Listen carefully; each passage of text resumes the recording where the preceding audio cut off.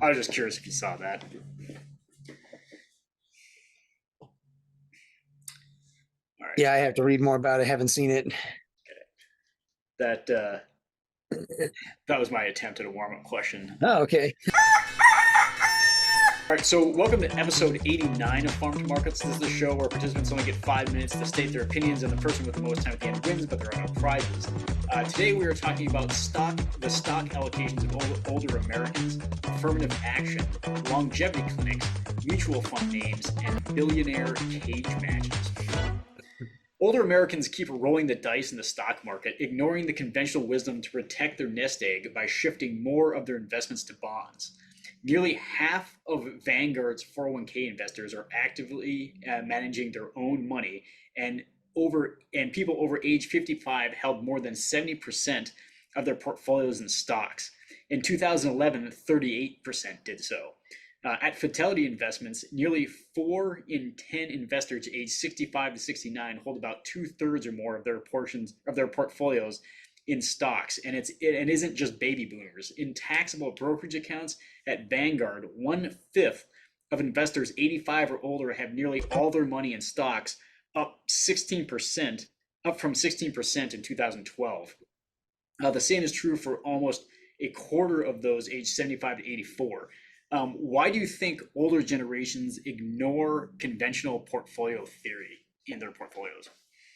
Well, I think the article touched on a few of these reasons, so I'll mention them. First one is going to be catching up. As a whole, baby boomers are kind of notorious for not having been very good retirement savers. And when you wake up at 55 and realize you don't even have 6 figures saved for retirement, switching to bonds really isn't going to do you a whole lot of good. You're not going to generate a whole lot of income that way. So you probably have to take more risks to continue growing your retirement accounts, or switch to like a dividend paying stock that's going to pay you more than a treasury. Speaking of treasuries, the second one was interest rates. For a very long time, interest rates really are rock bottom, historic low kind of deals. 30-year treasuries for a while were paying under 2%, which is below the long-term inflationary average. So, in real terms, you might even be taking a loss. So you're kind of forced to seek income from elsewhere, foreign bonds, real estate investment trusts, dividend paying stocks, ways to generate revenue that don't suffer from being, below inflation. Another reason is people are living longer. When you get to your 70s and 80s and you realize that you're running out of money, that's kind of a problem. So, it's a problem that until a few generations ago, people didn't really have. I mean, you got to 65 and basically you were on the clock. Now Social Security says life expectancy is mid 80s. And if you should probably plan to live even longer if you're relatively healthy and don't have, family history of horrible genetic problems. So, if you can't plan on living for 10 to 20 years plus Social Security, you probably have to look at living 30 to 40 years plus Social Security. So to sum all that up, we kind of have, a generation that didn't really save a lot, even though, people who are older are experiencing the same problem. People are living longer and realizing they might outlive their retirement money. And for a long time, you really couldn't expect to generate decent income on treasuries. I'm typically a bit cynical when it comes to poll data and case studies. As often, the data is skewed or it's presented in a misleading way. Now, there's certainly a trend towards stocks among investors in the retirement age brackets, but I think the reality isn't quite as dire as this Wall Street Journal article makes it seem. According to the article, and Tom mentioned, nearly half of Vanguard's 401k investors are actively managing their investments that are over the age of 55, and they held more than 70% of stocks in their portfolios. Well, 70% isn't that much more than the old wisdom of the 60%, 40% portfolio, where you have 60% in stocks. So if you gave me an unlimited number of criteria for a study, I'm sure I could create an accurate case for 100% of any participant. For example, I could say that, I don't know, 100% of Vanguard's 401k investors over the age of 95, whose mother's name is Gertrude, who grew up in central Arkansas who's allergic to walnuts have 100% of their portfolio in stocks. Now, I'm being hyperbolic, but I think the situation is being painted with the wrong kind of brush, making it seem like the older generation is in this fully risk-on mindset and they're being reckless. Now, to answer the question, why do I think that the older generations are ignoring this conventional wisdom and holding more stocks and less bonds? Well, for one reason, I think that bonds have just gotten beat down pretty hard over the past 3 years. As a result, average portfolios have less weight in bonds and they have more weight in stocks, which stocks have done pretty well over the last 3 years on average. So just by sitting there and doing nothing, most folks have more stock weight than bond weight.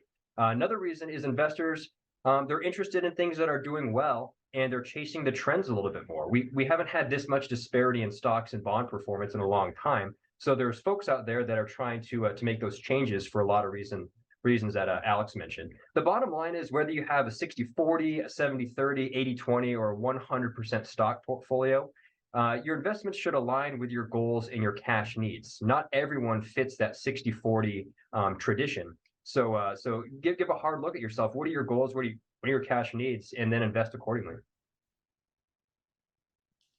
I think the article is telling that the poll that they took is primarily people who are still active in 401ks. So these people are still in the accumulation phase as opposed to the distribution phase. I think that's going to have some play on it. Secondly, is that if these are 401k investors, they don't have the option to invest in bonds anyway. The closest thing they can do to invest in bonds is a bond mutual fund. And when I came into the business 30 years ago, we used to tell people don't ever, ever, ever buy a conventional bond mutual fund because only bad things happen when interest rates go up. We have the ability to buy individual bonds that no matter what the value is today, if our clients hold the bond until maturity, they're going to get all their money back, plus whatever interest was guaranteed. That's not true with Vanguard 401k bond funds, is that it's quite possible that clients could lose a lot of money in a bond. And I suspect that if the retail news is similar to what we read in our professional journals, many of these folks are reading the same thing, is that bond funds are not that wonderful, so they're avoiding them. And then finally, I think it's just a matter of entropy, is that if you're 57 years old and you set up on the 401k 10 years ago, you're probably investing in exactly the same fund you were investing in 20 years ago because you're a do-it-yourselfer. Nobody's giving you advice to make any changes.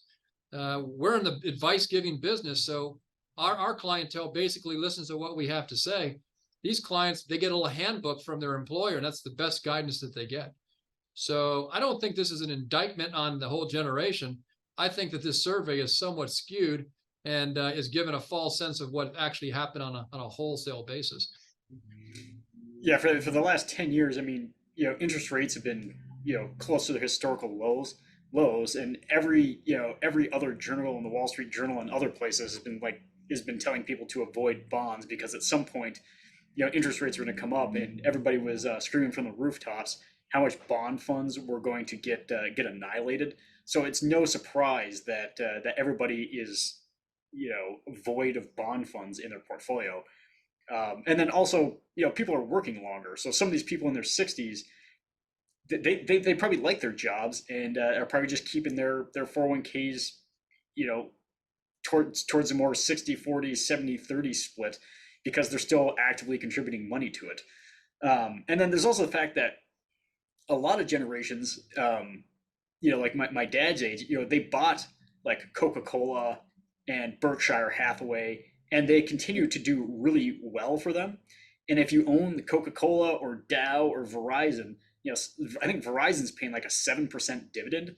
And for the longest time, like Alex said, they're treasury bonds were not paying that well. So everybody dived into those blue chip companies in search of yield. And then last year, especially as interest rates were actually rising, and we were getting the carnage that was promised to us 5 to 7 years ago when the Fed originally started pushing interest rates way down, it was happening. So the safe haven asset, instead of being short-term treasury bonds, became Verizon, Dow, Coca-Cola, Johnson Johnson, like all the blue chip Dow companies. And as a result, the Dow, while it was down a little bit last year, was down far less than the S&P 500 as a whole, because everybody was diving into those as safe haven assets instead of being in the S&P 500 or their bond fund. So I don't think it's any surprise that that older investors are holding on or have higher exposure to equity positions. All right. So the Supreme Court. So last week, or no, I think it was 2 weeks ago, the Supreme Court found it unconstitutional to consider race in university admissions, eliminating the principal tool the nation's most selective schools have used to diversify their campuses.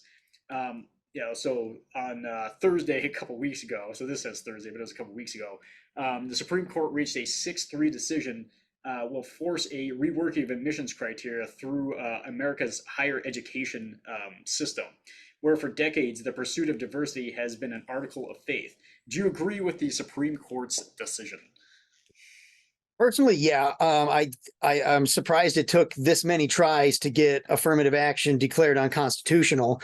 Regardless of whether or not you think it's a good policy or bad policy, or you think it's led to better or worse social outcomes, it seems to be blatantly illegal based on the Civil Rights Act of 1964. It prohibits discrimination of any type when it comes to employment, hiring, firing, pay, promotions, layoffs, admissions to universities that receive federal funding. Everything is covered under this. It seems obvious that when you're considering race in applications for admission to a university that gets federal money, that would be a clear, blatant violation of the Civil Rights Act. You also have the 14th Amendment that they cited. The Equal Protection Clause seems to be pretty cut and dry that it's a violation of that, especially when the federal government gets involved. So I think they made the correct legal decision. I don't think we've seen the last of affirmative action, but at the very least, yeah, this was the correct decision to make. And when it comes up again, it should probably be the same decision. Yeah, I agree with the Supreme Court's decision as well. First of all, like Alex mentioned, it's unconstitutional. Affirmative action violates the 14th Amendment and the Equal Protection Clause, which suggests that all human beings, regardless of their race, have to be treated equally under the law. So it violated that. Secondly, college admissions, they're a zero-sum game. When you give preference to one race at the expense of another race based solely on skin color, to me, that seems a tad racist. And I think a problem that many Americans are beginning to accept is that a racist past can't be undone through more racist means. These race-conscious programs, I see them as betraying Martin Luther King's dream of living in a colorblind society. Another thing, I find it a bit offensive to minorities, particularly Hispanic and Black folks, that this idea of affirmative action is to add diversity among its campuses. This assumes that the only diversifying agent among Blacks and Hispanics is their skin color and not their characteristics, their talents, their opinions. If campuses truly wanted to diversify their colleges, they would screen for unique characteristics, not skin color. You can't place a whole race in a box and assume they all think and act the same way. To me, that's offensive. And finally, perhaps the worst part of this affirmative action thing is the significant achievements of minority students can be compromised. It's often not possible to tell whether a given student genuinely deserved admission to a prestigious school or whether he or she was there by virtue of just fitting into one of these diversity matrix. Kind of like in high school, there's always that one guy or gal who is held back and does really, really well in either academics or sports. And in the back of everyone's mind, they might not say it, but they're like, oh, well, that person, they had an advantage. They're older. They might just be really smart or really athletic, but they always have to contend with that. And that's something that I just don't think is right. I actually have more of a problem that the federal government actually gives money to universities and then uses it as leverage to get policy outcomes. This really is not an issue of whether or not colleges can or cannot discriminate based on skin color. It's really a function of, can they discriminate and have taxpayer funds used in that discrimination? Supreme Court was quite loud and clear that they no longer can.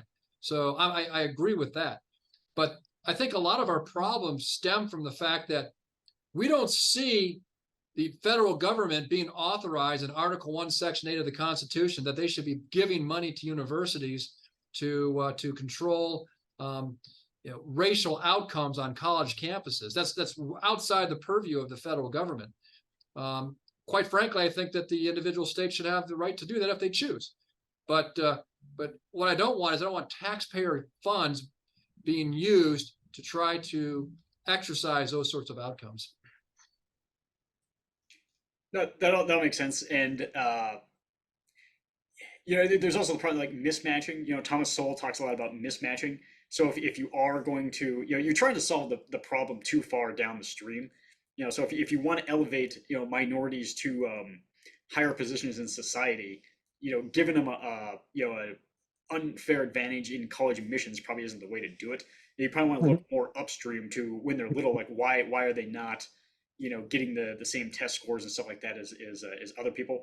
And so if you mismatch, so if you lower the standards for a certain race to get into college, now you have what Thomas Sowell calls mismatching, where you throw somebody who does not meet the standards of that school, you throw them into a school where everybody's performance is way up here, but yours is down here because you just got in based on your race.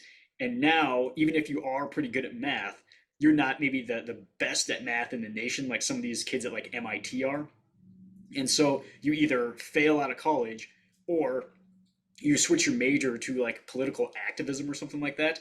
When in reality, if you'd gone to a state school, you would have actually gotten an engineering degree. You would have gotten through all the requirements and actually done pretty well, and you would have actually been a pretty decent engineer. But because you were accepted into a school where the standards are so much higher than what maybe like the average state schools might be, you fail out of that profession, and then either fail out of that profession and decide that maybe isn't for you, or you switch into something that we don't really need, like political activism, and then all of a sudden you've done a huge disservice to that person, because they could have done it maybe just at a less accelerated pace, because I think Harvard is that they hit you with so much information like really quick. So it's not like they're giving you a better quality of education, you're just going through more quicker. And whereas if you go to like a state school where it's like a little bit slower, you're able to more easily meet the standards. You come out and you're a really good engineer, but we miss that if you've been mismatched and thrown into a pool of people who are so much better than you are. You get frustrated and you quit. So so I think that's a huge problem for universities that are trying to select students based on that, and that the problem is more upstream than it is when they get to college. If that makes sense. All right. That took a lot of time. Jeez. All right. Medical clinics are popping up across the country, promising to help clients live longer and better, so long as they can pay. Longevity clinics aim to do everything from prevent chronic diseases to healing tennis elbow, all with the goal of optimizing the patient's health for more years. Clients pay as much as $100,000 a year for sometimes unproven treatments, including biological age testing, early cancer screenings, stem cell therapies, and hair rejuvenation. The center capitalizes on Americans' obsession with living longer and desire to personalize medical care, even if it comes from outside the mainstream. Would you pay for a longevity care clinic if you could? I guess if it was, based on, some science or evidence-based medicine, like early cancer screenings, sure. But a lot of these places, they peddle basically naturopathy and homeopathy, in most cases are a little more than snake oil. I wouldn't spend any money at those places. For the most part, a lot of those places seem to be most effective at just separating people from their money than they are actually treating the underlying root cause of an illness. So I wouldn't, and I probably wouldn't suggest anybody else do it unless it's, evidence-based medicine. I probably wouldn't do it either. I think the jury's still out on whether these longevity treatments work or not. It might be a few decades before we actually have the if it's conclusive or not. Me personally, I haven't seen too many 70-year-olds fighting in the octagon or doing parkour, and I don't know many 120-year-old living human beings. Now, when that time comes, I guess I'll be a believer. I might even be a participant if I had the money. But I think it's just a way to get folks to spend a lot of their money on trying to delay the inevitable mortality. And I get it, having more energy, being healthy, feeling younger, more attractive for longer. These are excellent selling points, but I just don't see the results quite yet.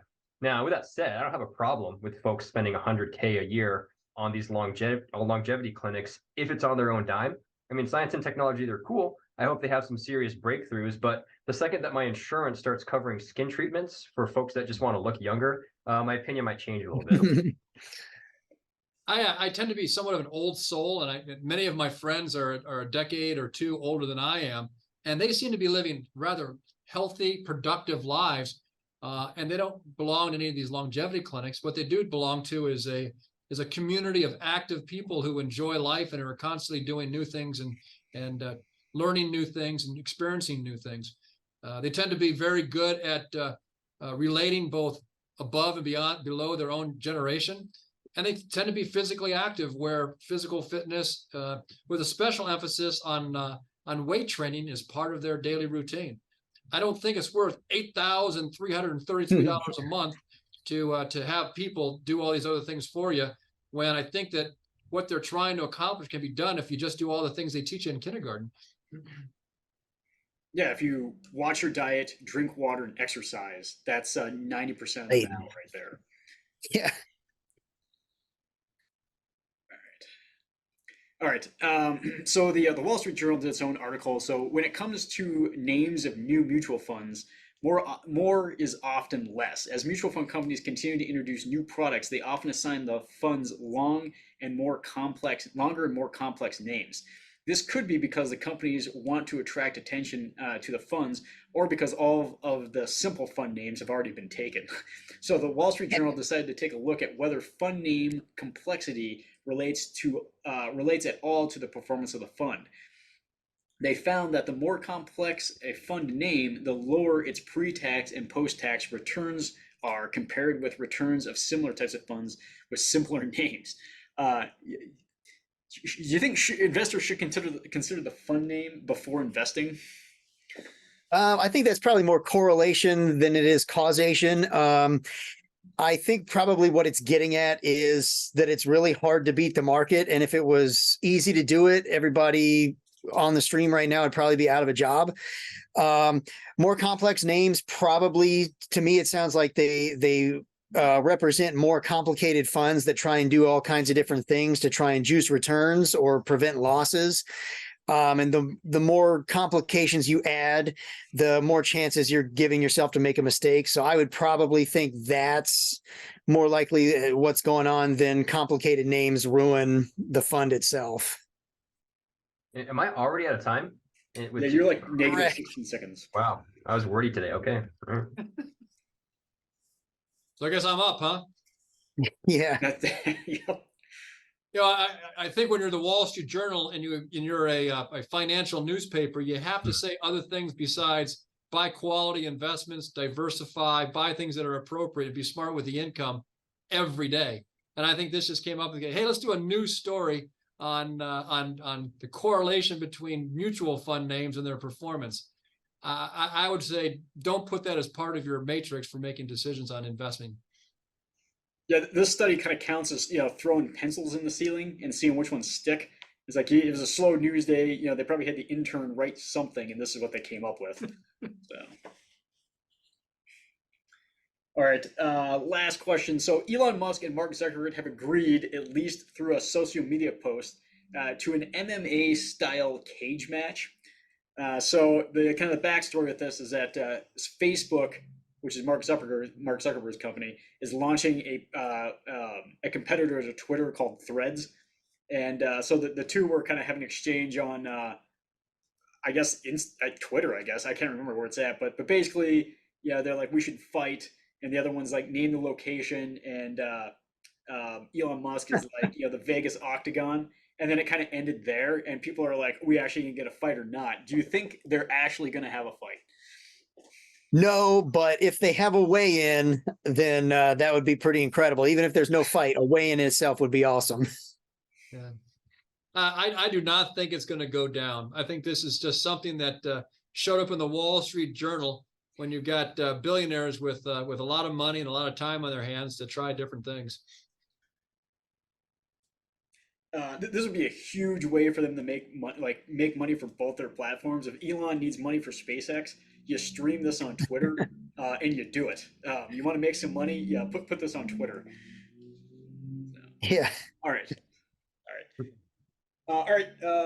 Yeah, Joe. Congratulations, back in the champions circle this week. So, all right. That's it for episode 89 Farm to Markets. We'll see you again next week.